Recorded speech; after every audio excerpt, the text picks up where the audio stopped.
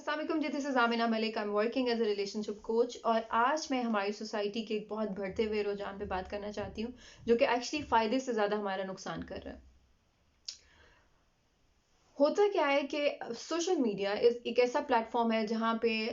हम we are doing a lot of good, we are gaining a lot of good out of it. Like हम अपना point of view share कर सकते हैं, हम दूसरों का पॉइंट ऑफ व्यू जान सकते हैं, we can get inform, we can actually connect with people जो बहुत दूर हैं, जिनसे हम वैसे मिलने का सोच भी नहीं सकते, but yes we can connect to them on this platform. उसके साथ साथ we can actually get to know about a lot of things, like we know social media के फ़ायदे से सब लोग वाकिफ़ हैं यहाँ। जिस चीज़ में बात करना चाह रही हूँ दैट इज़ कि आजकल ऐसे बहुत सारे ग्रुप्स बन चुके हैं ख़वातीन के स्पेशली, जिसमें क्या होता है कि हम अपना क्वेश्चन पोस्ट करते हैं, हम एनोनिमसली अपना क्वेश्चन पोस्ट करते हैं और वहाँ पे फिर हम लोगों से अपनी उनकी ओपिनियन मांगते हैं अबाउट दैट पर्टिकुलर टॉपिक,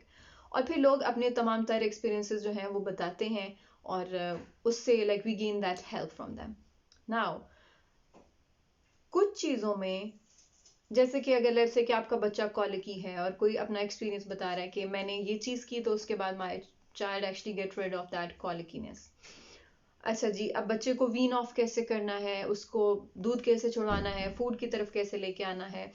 बहुत सारी ऐसी चीज़ें जो कि डेफिनेटली हम लोगों के एक्सपीरियंस से सीख सकते हैं। Now the thin line, the problem starts actually जब हम अपने इमोशनल इश्यूज, जब हम अपने personal issues as an anonymous post करते हैं उस पेज पे,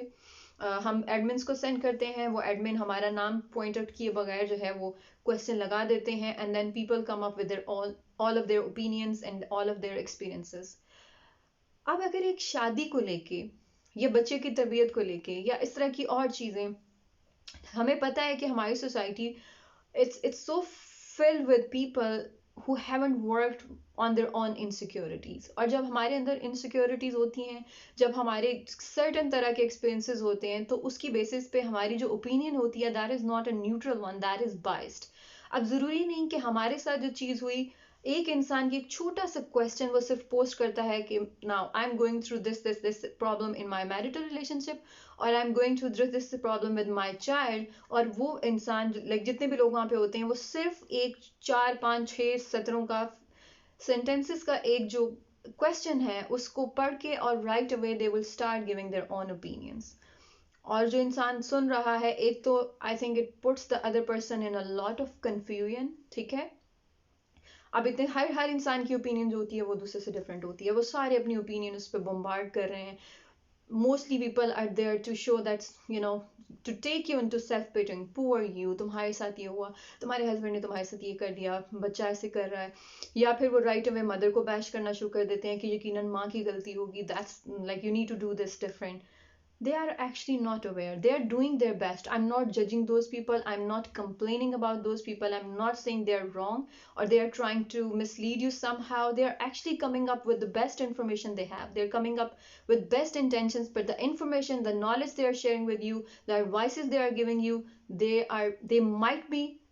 they might not be the right advices, like they might be,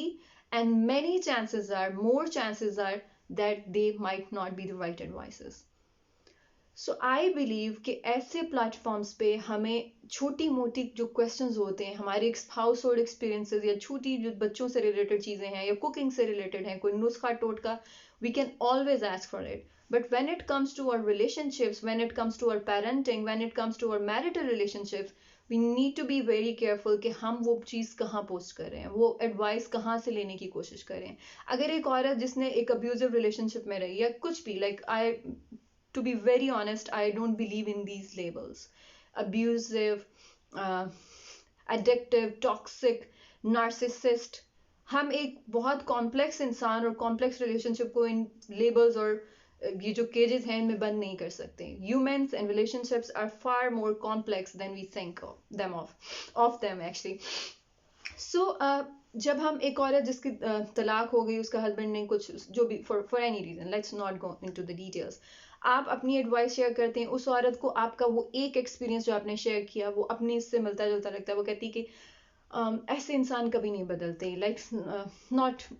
you need to get separated, he is an abuser, this is an abusive relationship. Okay, now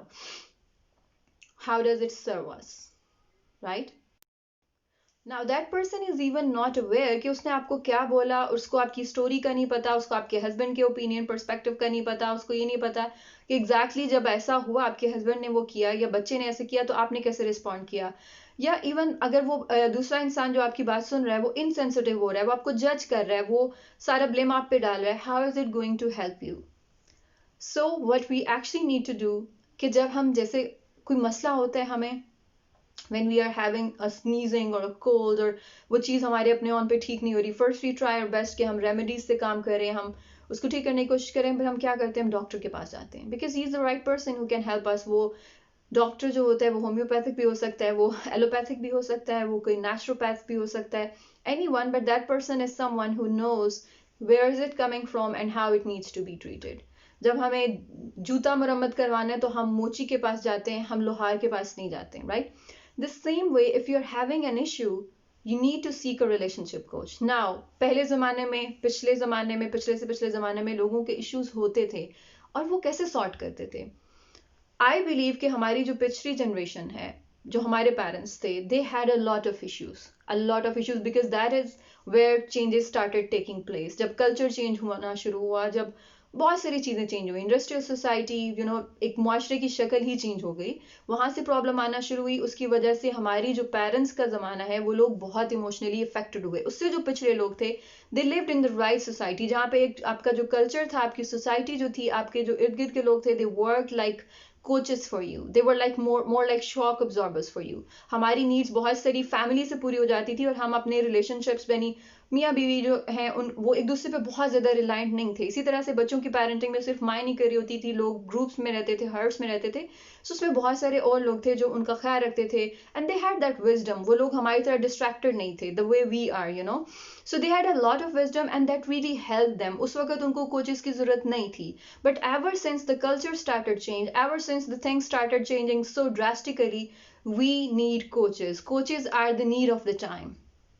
And I'm talking from my own personal experience. I'm someone who sought coaching, who still is in several memberships where I do learn about myself and the struggles I go through. I have that community of mine. So I would say,